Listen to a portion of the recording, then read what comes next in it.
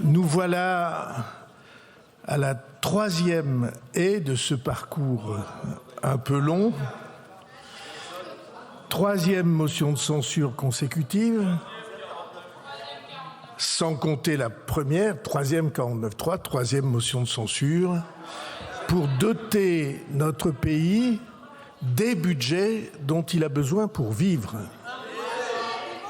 Parce que à entendre ceux qui ont présenté avec modération et nuance la motion de censure, à les entendre, on n'avait pas le sentiment d'un enjeu immédiat pour la totalité de nos concitoyens, et notamment ceux de nos concitoyens qui sont les plus fragiles, en difficulté, ou frappés par la maladie. Et eux ont un besoin urgent, immédiat, d'avoir un budget, d'avoir un financement pour les dépenses sociales. Et c'est exactement le but du travail qui a été conduit par le gouvernement, par les parlementaires de la majorité, par ceux qui, n'étant pas dans la majorité, ont accepté de dialoguer avec le gouvernement de manière à obtenir enfin le texte et les décisions dont nous avons besoin. Et je veux remercier particulièrement les membres du gouvernement qui ont conduit ce travail autour de Catherine Vautrin, de Yannick Neuder, d'Astrid Panosian-Bouvet, de Charlotte Parmentier-Lecoq et de Amélie de Montchalin. Ils ont tous, avec leurs collègues, recherché inlassablement les voies d'un accord possible pour que notre pays ne soit pas le seul pays européen sans budget, et notamment sans budget de la sécurité sociale. Parce que beaucoup d'entre ceux qui se sont exprimés à la tribune ont dit à juste titre que la sécurité sociale, c'était en effet le pilier central de notre société, de ses institutions et de son idéal. Et c'est la raison pour laquelle nous avons en effet souhaité que ce budget soit adopté dans les plus brefs délais, raison pour laquelle nous n'avons pas recommencé sur une page blanche lorsque la motion de censure du gouvernement de Michel Barnier a été adoptée, parce que cela nous aurait conduit à ne pas avoir de budget avant le mois d'avril, ce que aucun parlementaire responsable ne devrait même envisager comme une hypothèse. Et c'est la raison pour laquelle, et c'est là, mais en aucune manière, vous avez tous les moyens de vous exprimer. Le moins que l'on puisse dire est que vous vous êtes exprimé longuement, et le moins que l'on puisse dire est que vous allez pouvoir voter. Ce qui donnera d'ailleurs, quand on fera le décompte des votes, la dimension exacte de la place que votre coalition, entre guillemets, a obtenue au moment des votes des Français. Il suffira de regarder le résultat des votes pour savoir ce que vous présentez. Et donc, mesdames et messieurs les députés, le budget que nous avons, sur lequel nous avons engagé la responsabilité du gouvernement, c'est, après le vote de l'article d'équilibre, c'est les recettes du projet de loi de financement de la sécurité sociale. Ces recettes se montent à 644,5 milliards d'euros. Je rappelle à ceux qui n'en ont pas la notion que 644 milliards, c'est 644 000 millions d'euros.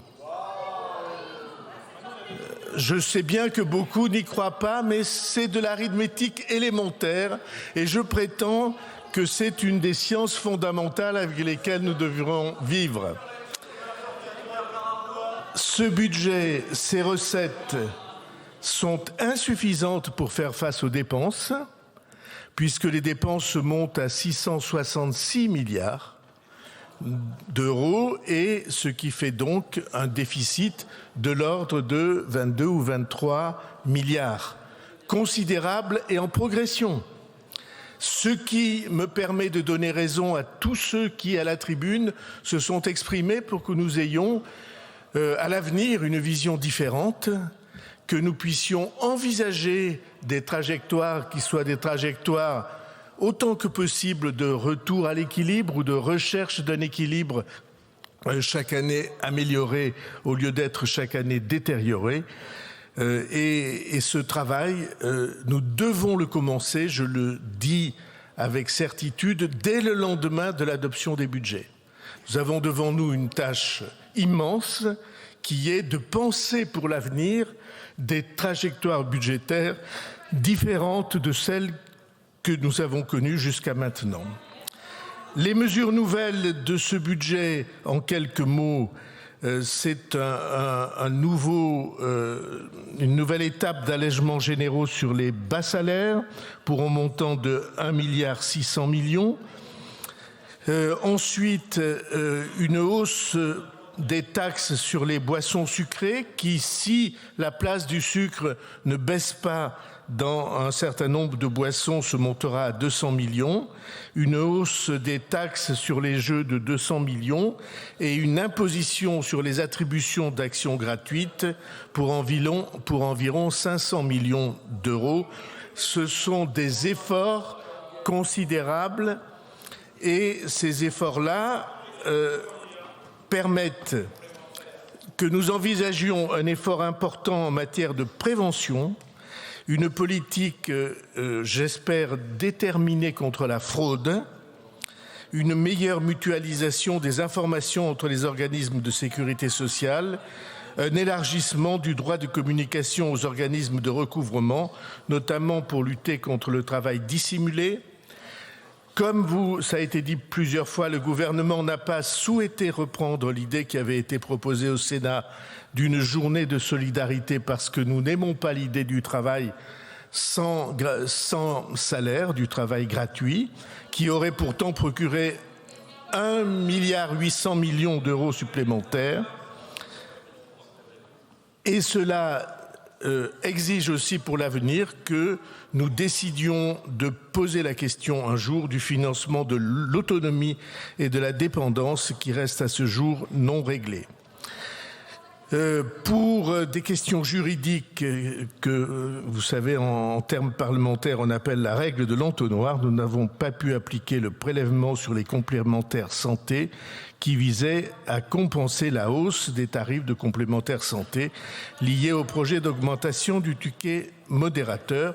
Nous n'avons donc pas pu le reprendre, mais ces questions seront de nouveau posées, évidemment, lorsque nous envisagerons l'avenir de notre système de santé.